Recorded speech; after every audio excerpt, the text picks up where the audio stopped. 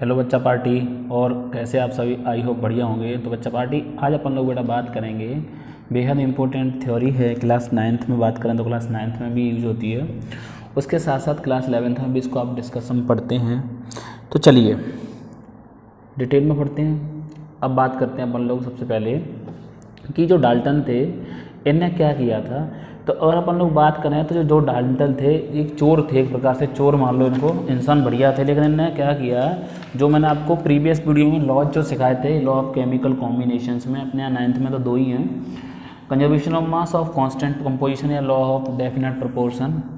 तो उन दोनों लॉ की जो आने के बाद इन्होंने स्टडी किया तो इन्होंने एक थ्योरी प्रोवाइड करी about the nature of matter, ठीक है ना। अब इस नेचर ऑफ मैटर के बेसिस पर ने कह दिया कि कोई भी दुनिया का मैटर है वो स्मॉलेस्ट पार्टिकल से मिलकर बना होता है, जिसको अपन लोग क्या कहते हैं बेटा, जिसको अपन लोग कह देते हैं एटम, ठीक है ना। तो डाल्टन की जो एटॉमिक थ्योरी थी, अगर अपन लोग बात करें एक्चुअली में, तो वो कॉन्सेप्ट ऑफ एटम देती थी as a smallest particle of matter, ठीक है। तो इनकी थ्योरी जो थी इम्पोर्टेंट थी एटम के बारे में जानने के लिए, और उसके साथ साथ इनकी थ्योरी की कुछ कमियां भी थी, तो वो कमियां भी दूर करेंगे और इस थ्योरी को भी जानेंगे, ठीक है ना। थोड़ा वीडियो लंबा रहेगा क्योंकि मैं थ्योरी के पोस्टुलेट आपके सामने साथ के साथ लिखूंगा इस वजह से, लेकिन मज़ा आने वाला है, ठीक है ना। एक एक पॉइंट क्लियर करेंगे अपन लोग। तो सबसे पहले बात करते हैं मेन पोस्टुलेट्स की, ठीक है ना। तो पोस्टुलेट्स ऑफ दिस थ्योरी,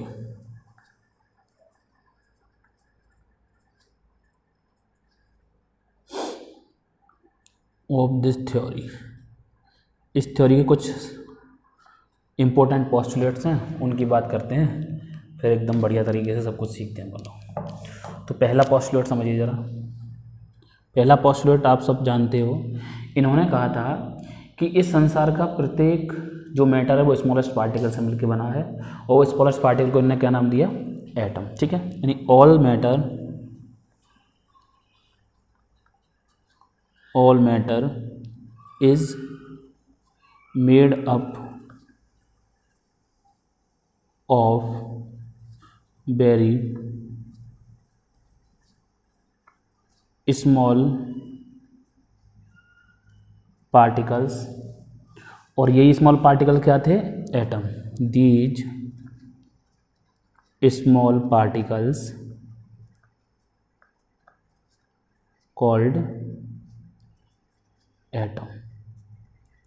इन्हीं स्मॉल पार्टिकल को क्या कह दिया, एटम कह दिया, ठीक है।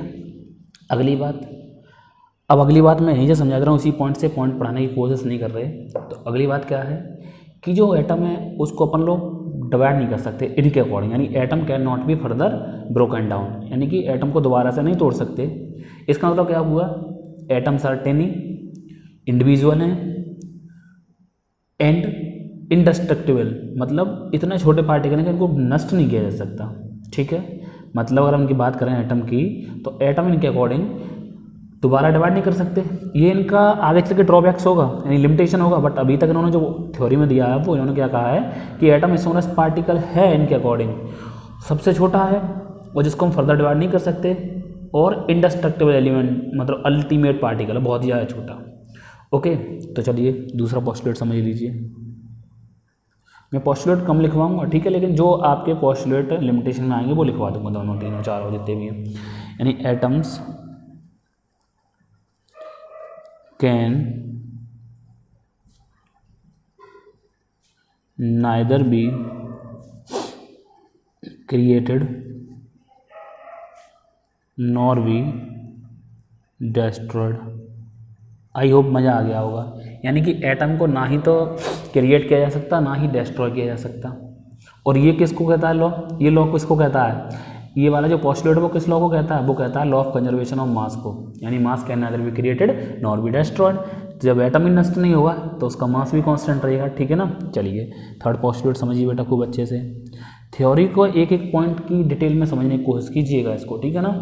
अब इन्होंने क्या कहा था, अब इन्होंने कह दिया कि किसी भी एक एलिमेंट के, जैसे अगर मैं आपको समझाने की कोशिश करूं, नाइट्रोजन का है कोई एलिमेंट, तो नाइट्रोजन के सारे एटम होंगे, यानी नाइट्रोजन एक एलिमेंट है, इसके जितने भी एटम होंगे वो सभी मास में, साइज में और केमिकल प्रॉपर्टी में कैसे होंगे, आइडेंटिकल होंगे, ठीक है।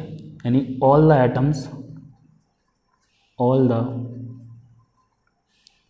Atoms of a given element, of a given या पर्टिकुलर भी बोल सकते हो आप, ऑफ अ गिवन एलिमेंट, कोई भी एलिमेंट आपको दे दिया गया उसके एटम सारे कैसे होंगे, of a given element are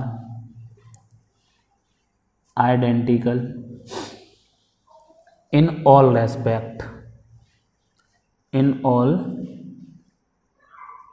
respects like same size comma mass भी same, same size same mass and chemical properties, and chemical property, और केमिकल प्रॉपर्टी आप जानते हो जिसमें केमिकल चेंज हो, ठीक है, केमिकल प्रॉपर्टीज। आया मजा यहाँ तक? चलिए, तो ये 3 पोस्टुलेट यहाँ तक क्लियर हो गए। अब एक बार बताओ, जब किसी सेम एलिमेंट के यानी पर्टिकुलर एलिमेंट के एटम सेम साइज के हैं, सेम मास के हैं और उनकी केमिकल प्रॉपर्टी भी कैसी है, सेम, तो डिफरेंट एलिमेंट्स के कैसे होंगे, डिफरेंट साइज, डिफरेंट मास और डिफरेंट केमिकल प्रॉपर्टी। तो नेक्स्ट पोस्टुलेट क्या होगा, एटम्स ऑफ डिफरेंट एलिमेंट, ठीक है भाई। तो नेक्स्ट पोस्टुलेट, डॉगी भौंक रहा है, समझ में आ रहा है इसके भी है, means atoms of different element, atoms of different element are different, कैसे होंगे, डिफरेंट होंगे, सीधी सी बात है भाई। जो नाइट्रोजन का एटम जो प्रॉपर्टी शो करेगा क्या वो ऑक्सीजन का कर पाएगा, नहीं कर पाएगा। Are different and have different mass, different mass comma size and chemical properties, chemical properties. I hope बात समझ में यहाँ तक आप लोगों के खूब अच्छे से आ गई होगी। यानी डिफरेंट एलिमेंट्स के जो एटम्स होंगे उनके मास, साइज और केमिकल प्रॉपर्टी कैसी होंगी, डिफरेंट होंगी। बात समझ में आ गई? अच्छा, अब अपन लोग चलते हैं दूसरा जो लॉ अपन लोगों ने पढ़ा था उस पर, ठीक है। यानी कि किसी भी केमिकल कॉम्बिनेशंस में जब भी एटम जो होंगे डिफरेंट एलिमेंट्स के कंबाइन करेंगे वो हमेशा सिंपल होल नंबर रेशियो में होंगे, और यही मैंने पीछे बताया था, ठीक है ना। तो मैं पहले लिख दे रहा हूँ फिर उसको समझा दूंगा। ड्यूरिंग, क्योंकि यहीं से तो उन्होंने लॉ दिए थे केमिकल कॉम्बिनेशन से चुरा के, during chemical combination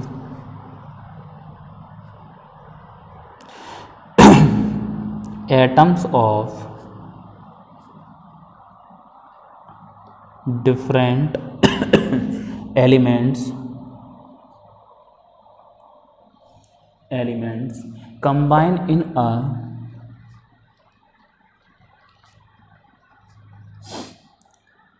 simple whole number ratio to form compound. जैसे मैं भी एग्जांपल दे दूंगा, टू फॉर्म कंपाउंड। जैसे मान लीजिए मैंने हाइड्रोजन को ऑक्सीजन के साथ जब कंबाइन करवाया तो मुझे एक मिला वाटर, ठीक है। ये रिएक्शन बैलेंस लिखे दे रहा हूँ बट कोई मतलब नहीं है। अब यहाँ से देखेंगे केवल H2O से मतलब रखना है आपको। जब आप देख रहे हैं H2O, तो जब भी H2 होगा तो उसमें 2:1 में हाइड्रोजन होगा, यानी कि 2 एटम ऑफ हाइड्रोजन जब 1 एटम ऑफ ऑक्सीजन से कंबाइन करेंगे तब हमें हमेशा क्या मिलेगा, वाटर मिलेगा। तो बात समझ में आ गया, simple whole number ratio to form compound, ठीक है। नेक्स्ट पोस्टुलेट समझिए, ये दोनों पोस्टुलेट इंपॉर्टेंट हैं, ये भी इम्पोर्टेंट है, ये भी इम्पोर्टेंट है, और एक आपका सेकंड इंपॉर्टेंट है। क्यों इंपॉर्टेंट है बोलेगा, ये बताइए डाल्टन का कौन सा postulate law of conservation of mass को समझाता है, तो atoms can nether B heated nor be destroyed. कौन सा डेफिनेट प्रोपोर्शन को समझाता है, ये वाला। और कौन सा मल्टीपल को समझाता है, ये वाला। तो अपने यहाँ मल्टीपल प्रोपोर्शन है नहीं, तो कोई दिक्कत वाली बात आपको नहीं होनी चाहिए, ठीक है ना। तो बात समझ में आ गई होगी आपके, ठीक है ना। चलिए अगला, अब देखिए एक अगला पोस्टुलेट जो है कि हम मान लीजिए हमने ये आपसे कहा कि यहाँ पर मैंने H2O2 ले लिया, तो चलो उस पॉइंट को लिखने से पहले मैं कुछ और समझा दे रहा हूँ। जैसे H2 ने जब ऑक्सीजन से कंबाइन किया तो एक तो बना वाटर मॉलिक्यूल में क्या मिला, वाटर मॉलिक्यूल। तो ये मैं जो आगे 2 लिख रहा हूँ ना बेटा, ये बैलेंस करने के लिए लिखता हूँ, ठीक है। आप लोगों को मैंने वीडियो डाल रखा है 10th में, बैलेंस से सीखना हो तो सीख लीजिए। और जब H2 रिएक्ट करता है O2 से, तब एक और कंपाउंड बनता है हमारा H2O2। अब जरा समझिए इसको डिटेल में, तब आगे बढ़ेंगे। ये है आपका हाइड्रोजन पर ऑक्साइड, ये है आपका हाइड्रोजन पर ऑक्साइड, ठीक है बेटा। और ये है आपका वाटर। तो अब समझिए एलिमेंट्स तो दोनों सेम हैं, हाइड्रोजन ऑक्सीजन, लेकिन जब इनको मोर देन 1 रेशियो में कंबाइन करवाएंगे, हम क्या करेंगे, जब हम इनको मोर देन 1 रेशियो में कंबाइन करवाएंगे तो जो बनने वाले कंपाउंड होंगे वो भी कैसे होंगे, डिफरेंट। जैसे H2O में 2:1 में है, H2O2 में देखा जाए तो 1:1 में है। अरे सिंपल सा बबुआ काट दो 2 से तो 1:1 हो गया। तो जैसे ही मैंने एलिमेंट्स का रेशियो चेंज किया तो मैंने क्या देखा, किसी एक सेल में एलिमेंट का रेशियो चेंज दो, बनने वाले कंपाउंड भी कैसे हो गए, अलग। Means atoms of same element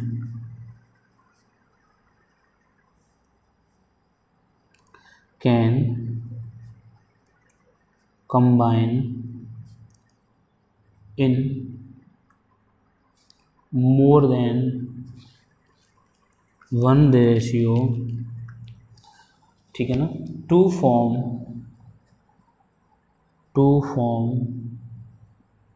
more than 1 compound. और एग्जाम्पल मैंने आपको समझा दिया कैसे। जब हम हाइड्रोजन और ऑक्सीजन को कंबाइन करते हैं, जब हाइड्रोजन 2:1 में जब कंबाइन करता है तो वाटर बनता है, 1:1 में करता है तो हाइड्रोजन पर ऑक्साइड बनता है। आई होप यहाँ तक आप लोगों के समझ में खूब अच्छे से आ गया होगा। कुछ चीज़ें हैं जो एक्सप्लेनेशन लॉ ऑफ कॉम्बिनेशन की कैसे देते हैं डाल्टन की एटॉमिक थ्योरी, तो मैं यहाँ पे लिखे दे रहा हूँ। Law of conservation of mass को कौन सा पोस्टुलेट देता है, सेकेंड पोस्टुलेट किसको समझाता है, law of conservation of mass को, ठीक है। ये वाला पोस्टुलेट आपको समझाता है law of conservation of mass को, ठीक है। उसके बाद लॉ ऑफ कांस्टेंट प्रोपोर्शन को कौन सा समझाता है, तो वो मैंने यहाँ पे समझाया था। चलिए मैं इसको लिखे दे रहा हूँ, ठीक है ना, एक और पोस्टुलेट लिखे दे रहा हूँ, तो वो भी इम्पोर्टेंट ही है आपका। ये आपको 7th पोस्टुलेट डाल लीजिए, ठीक है। मीन्स क्या है, the relative number,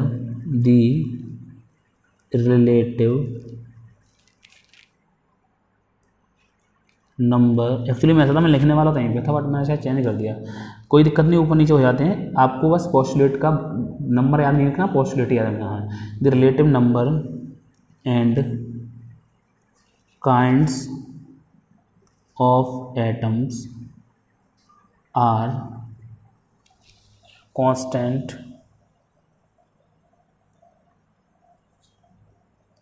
in a compound, किसी भी कंपाउंड में। इन अ गिवन कंपाउंड कर दो तो ज़्यादा अच्छा लगेगा, इन अ गिवन कंपाउंड। तो ये जो है ये होल्ड करेगा आपका लॉ ऑफ कांस्टेंट प्रोपोर्शन को, ठीक है। किसको फॉलो करेगा, लॉ ऑफ कांस्टेंट प्रोपोर्शन को, ठीक है। अब कुछ ड्रॉबैक्स हैं वो समझ लीजिए, इंपॉर्टेंट इनके, ठीक है ना। उसके बाद इनकी थ्योरी जयराम जी की भाई, फिर अपन लोग आगे बात करेंगे एटम्स की और मॉलिक्यूल की, ठीक है। चलिए साहब, कुछ और 2-3 बातें हैं, ड्रॉबैक्स वगैरह हैं, वो समझ लीजिए, ठीक है। बेहद इंपॉर्टेंट थ्योरी है और एक वीडियो में ही अपन लोग उसको नस्त नाबूद कर दे रहे हैं। मैंने पोस्टुलेट साथ के साथ इसलिए लिखे जिससे आप लोगों को समझना है, बाकी मैं चाहता तो पहले से भी लिख लेता अदर लोगों की तरह, तो ऐसा कुछ भी नहीं है, ठीक है। अब आगे चलें, उसके बाद फिर बात करते हैं, ठीक है। चलिए अपन लोग आगे इसको थोड़ा साइड से रख दो, इसको इधर रख दो। चलिए समझने की कोशिश कीजिए। ये नेक्स्ट समझिए, ठीक है। ड्रॉबैक्स, हेडिंग लगा लो, drawbacks of Dalton's atomic theory. Drawbacks जानते हो, कमियाँ, ड्रॉबैक्स या लिमिटेशंस बोल सकते हैं आप, ऑफ डाल्टन्स एटॉमिक थ्योरी। बड़े ही प्यार से अपन लोग इसको भी ख़त्म करेंगे, ठीक है ना। एक एक पॉइंट मैं क्लियर करूँगा आप लोगों का, परेशान नहीं होना। बस एक काम के लिए परेशान हो सकते हो, अगर अपने फ्रेंड्स को चाहते हो कि ये अच्छा करें तो कोशिश ये करा करो कि वीडियो शेयर कर दो, जिससे मैं भी मोटिवेट होता हूँ और मुझे भी लगता है कि मैं एक अच्छा काम कर रहा हूँ। बच्चे से सब्सक्राइब बढ़ते हैं तो मुझे अंदर से थोड़ी सी खुशी मिलती है, थोड़ा मोटिवेट होता हूँ, वीडियो बनाने का मन अच्छे से करता है। ठीक है, तो देखिए जो डाल्टन की अगर हम बोलें कि जो एटॉमिक थ्योरी थी वो 19 यानी 19वीं सेंचुरी की बिगिनिंग थी, शुरू मतलब एक प्रकार से बोलो कि एकदम क्रांति से ले आई थी ये थ्योरी बढ़िया तरीके से। लेकिन हुआ क्या, फिर भी कुछ और साइंटिस्ट आए, उन्होंने बेचारों ने बोर वगैरह आए, उन्होंने डिटेल में बात करी, जैसे थॉमसन हो जाएंगे, आपके रदरफोर्ड हो जाएंगे, बोर्स हो जाएंगे, जो आगे आगे स्ट्रक्चर ऑफ एटम पढ़ेंगे, जब वो आए तो इन्होंने इनकी थ्योरी में कुछ पोस्टुलेट जो थे इनकी थ्योरी के, उनमें थोड़ी सी कमी निकाल कर करिए भाई नहीं, इनकी थ्योरी में ये लिमिटेशंस हैं, तो कुछ मेन लिमिटेशंस हैं वही करवाते हैं। दी मेन लिमिटेशंस, तो जो साइंटिस्ट ने कमी निकाली थी ना, बता देंगे वो कैसे क्लियर हुई थी। Limitations of Dalton's atomic theory,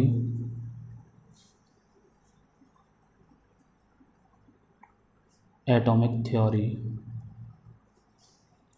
are, ठीक है, यानी कि डाल्टन की एटॉमिक थ्योरी के जो लिमिटेशंस थे वो क्या थे, नंबर बाई नंबर चलते हैं। तो 2 पेन यूज करूँगा, रेड और ग्रीन। ठीक है, पहला देखिए समझिए, इन्होंने ये कहा था, बड़ी बढ़िया बात कही थी, इनका एक पोस्टुलेट था, इन्होंने ये कहा था पहले पोस्टुलेट में कि एटम जो है वो स्मॉलेस्ट पार्टिकल है किसी भी मैटर का। लेकिन आगे चल के थॉमसन और रदरफोर्ड ने ये बात गलत कर दी थी, उन्होंने कि नहीं, एटम को डिवाइड करते हैं इलेक्ट्रॉन प्रोटॉन न्यूट्रॉन में, सब पार्टिकल्स उसके आ जाएंगे। ठीक है ना, तो कैसे, एटम है बीन, इसकी जो डिटेल में चर्चा करेंगे वो structure of atom chapter number 4 में करेंगे आप लोगों के लिए। Have been found to be made of smaller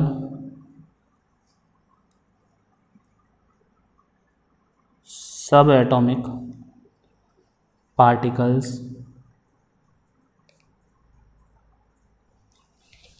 कौन कौन से हो सकते हैं, लाइक इलेक्ट्रॉन जो कि निगेटिवली चार्ज होता है, प्रोटॉन जो कि पॉजिटिवली चार्ज होता है बेटा, एंड न्यूट्रॉन जो कि न्यूट्रल होता है, न्यूट्रॉन। ठीक है, therefore atom is no longer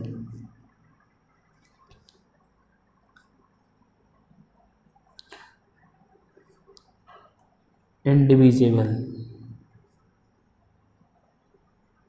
ठीक है, ज़्यादा लंबे समय तक ऐसा नहीं रहा था, एटम को भी डिवाइड कर दिया गया था थॉमसन रदरफोर्ड के मॉडल के बाद, तो वो मॉडल स्ट्रक्चर ऑफ एटम में पढ़ेंगे। तो आई होप यहाँ पर समझ में आ गया होगा।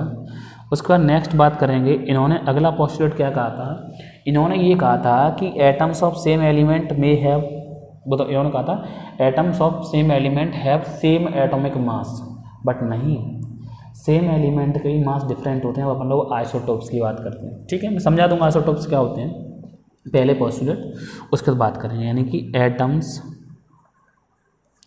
ऑफ सेम एलिमेंट, जरूरी नहीं है डिफरेंट मास हो सकते हैं, same element may have different masses. अभी कैसे होते हैं वो मैं समझा दूंगा, may have different masses. Example समझिए। ठीक है, देखिए जैसे हम लोग जानते हैं हमारे पास क्लोरीन एक एटम है, क्लोरीन हमने खूब अच्छे से सुना है, एक एटम है, गैस होती है क्लोरीन में से। इसके 2 मासेस होते हैं, एक होता है 17 और एक होता है 18। ठीक है, एक होता है 17 और वो सॉरी ये एटॉमिक नंबर पे चले गए हम, ये होते हैं 17 और 18 क्लोरीन का और आयरन का नाम। ठीक है ना, मासेस की बात करते हैं तो एक होता है 35 और एक होता है 37। इनको रिप्रेजेंट कैसे करते हैं, 17Cl35 और इसको करते हैं 17Cl37। चलिए कोई दिक्कत नहीं, बस सॉरी मिस्टेक हो गई। अब देखिए एक ही एटम है हमारा क्लोरीन, उसके 2 डिफरेंट मासेस हैं। ठीक है, मीन्स अगर हम लोग बात करें तो इनको क्या कहते हैं, इनको अपन लोग कहते हैं आइसोटोप्स। क्या कहते हैं, आइसोटोप्स। तो अगर आइसोटोप्स की बात करें तो आइसोटोप्स क्या होते हैं, एटम्स ऑफ सेम एलिमेंट, यानी एक ही एलिमेंट के atoms which have same atomic number but different mass number. ठीक है बाबू, तो इनके एटॉमिक नंबर कैसे हैं बेटा? सेम। मास नंबर कैसे हैं? डिफरेंट। तो ये क्लियर नजर आ रहा है, ये एटॉमिक नंबर है आपके 17 17 और ये मास नंबर है 35 और 37। चलिए एक और एग्जांपल लिख लेते हैं, जैसे 6C12 कार्बन का एक आइसोटोप्स कॉमन 6C14। ठीक है, ये दोनों आइसोटोप्स हैं कार्बन के, इनमें एक का मास 12 है और एक का कितना है 14। तो दोनों के मासेस अलग अलग हैं, जबकि ये हैं क्या? सेम एटम है, लेकिन इनके एटॉमिक नंबर सेम है। ठीक है ना, तो ऊपर जो लिखा जाता है ये होता है आपका मास नंबर, ये मास नंबर होते हैं आपके, और ये जो नीचे लिखे जाते हैं ये होते हैं आपके एटॉमिक नंबर। ठीक है बाबूआ, आई होप समझ में आ गया होगा खूब अच्छे से।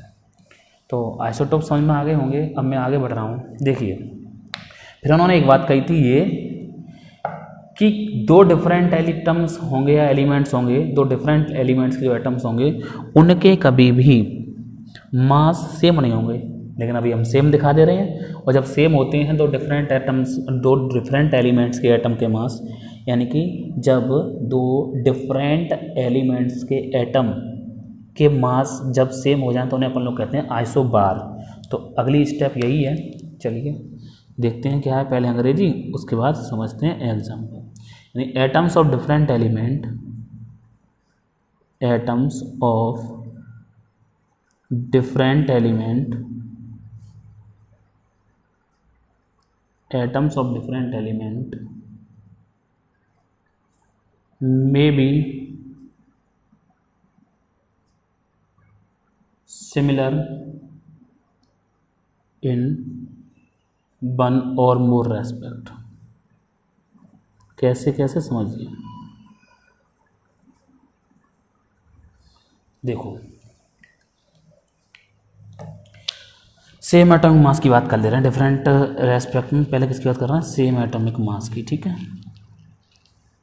यानी कि एटम्स ऑफ डिफरेंट एलिमेंट में हैव सेम एटॉमिक मास। कैसे? एग्जाम्पल देखिए, कार्बन का C614 और नाइट्रोजन का होता है 7N14। तो ये क्या है? एक दूसरे के आइसोबार हैं। क्या है बेटा? आइसोबार्स।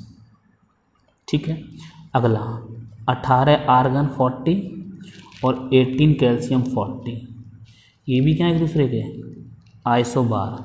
तो देखिए क्या इन लोगों के मास नंबर या एटॉमिक मास सेम नहीं है? इसका 14, इसका ही 14, इसका 40, इसका ही 40, लेकिन ये एटम्स किसके हैं? डिफरेंट एलिमेंट्स के। हाँ या ना? समझ में आता है? तो हेडिंग लगा लो आइसोबार और समझ लो जरा आइसोबार क्या होते हैं। हेडिंग लगा लो isobar.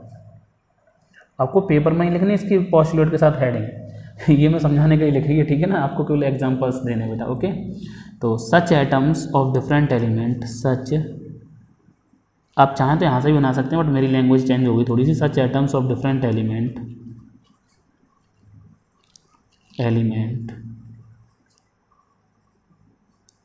Having same atomic mass are called isobar. Same atomic mass but different atomic number बोल सकते हो आप, कोई दिक्कत नहीं, ये भी सही है। तो आई होप आप लोगों की समझ में ये खूब अच्छे से आ गया होगा।